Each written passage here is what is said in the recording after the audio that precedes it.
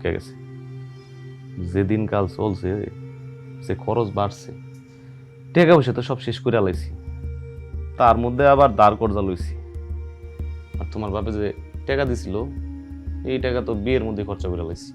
শুনেন, আমার বাপের বাড়ি দিয়ে আমি কোনো টাকা পয়সা আনতে পারবো না। এমনিতেই আপনার বিয়ে করছি যৌতুক দিয়া, শুধুমাত্র আপনার প্রেমে পড়ছিলাম। দূর, তুমি কথায় কথায় খালি যৌতুকের কথা কও। কি এমন দিছে তোমার বাপে আমার, কত? 2 লাখ টাকা দিছে। 2 লাখ টাকা তো বিয়ের মধ্যে খরচা করে আলাইছে। আর রোকেয়া এতগুলো টাকা দিছে, 10-12 লাখ টাকা দিছে। এই যে বাড়িটা দেখতেছো, এই বাড়িটা রোকের টাকা দিয়ে আজ পর্যন্ত একটা কোটা দিল না আমারে।